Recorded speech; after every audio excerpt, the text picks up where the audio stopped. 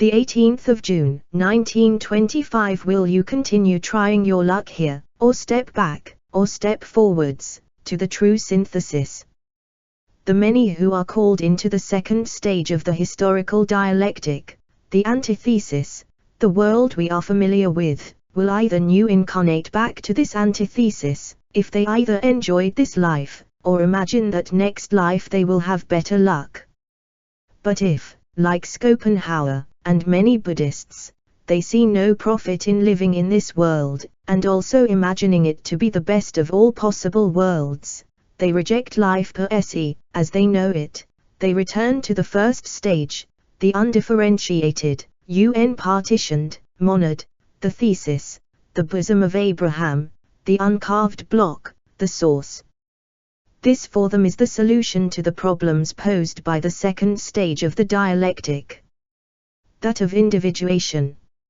Of partitions. Which is initially defined by conflict, as the partitioned individual wills must learn to coexist profitably and peacefully. At least the step back represents our reuniting, and healing, of sorts. A return to peace. A return to unity and accord, and harmony. There no longer being any other will to come into conflict with.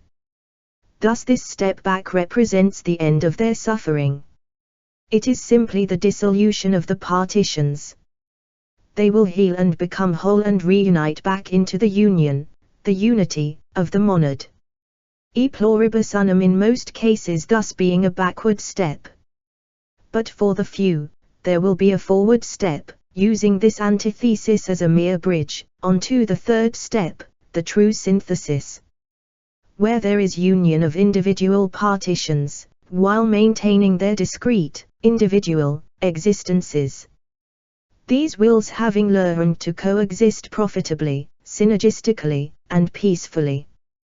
They can gain peace and harmony and accord, while maintaining their discrete, individual, existences. And thus enjoy the benefits of individuation, without the costs initially emerging as negative externalities of individuation, and the natural, initial, conflict of interests and wills that is only possible when there are multiple wills that have not yet learned to cooperate and achieve an e pluribus unum. A union of many. Those lacking in imagination will not realize this is far from the best of all possible worlds. It is just a bridge to the better worlds possible. After we have learned, through the negative feedback of suffering, what not to do. Once we have learned to manage the conflicts that naturally emerge when a single will, like we see in every baby, must learn that it is not the dictator of all other wills, but just one among many wills. That it must find a way to form a new union, of many. A synergistic union. An e pluribus unum of individuals. Jesus says many are called, but few are chosen.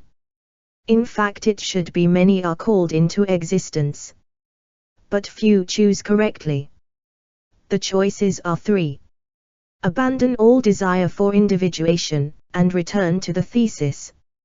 Or seek to remain in the antithesis stage, attempting to dominate others in this level of existence. This world we are familiar with. Or, lastly, and this is the last option taken, after the second is attempted, countless times, and the first option is found boring, we face the situation of inherent potential conflict of wills honestly, and find ways to manage it.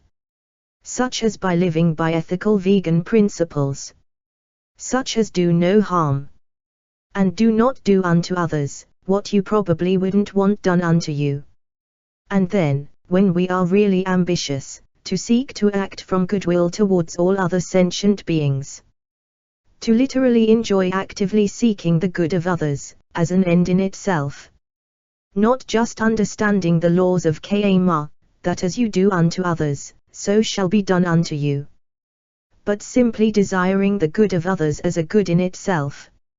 Not even as a means to an ends. Recognizing that we truly are one, and that the partitions are simply there as part of experience engines that allow us to experience the other, and in the spirit of playfulness, play with the illusion of multiplicity. I have repeatedly explained my idea of the real historical dialectic throughout my work. I find it the most compelling explanation of the meaning of life, and also the most constructive, generative, peace-generating, and profitable in terms of life experiences of the many, way to approach life, whether or not it is literally the truth. There is no need to affirm anything dogmatically. Anyone can take LSD or similar, and feel that the partitions are really very plastic, and easily dissolvable, and reconfigurable. They can empathize with other sentient beings, enter into their consciousness, share it, become the other, and sense the true unity of all. That we are all parts of greater wholes. The partitions that separate us are fluid and playful constructs, no different to partitions on a hard drive on a computer. Marcus Reback. The 18th of June, 1925.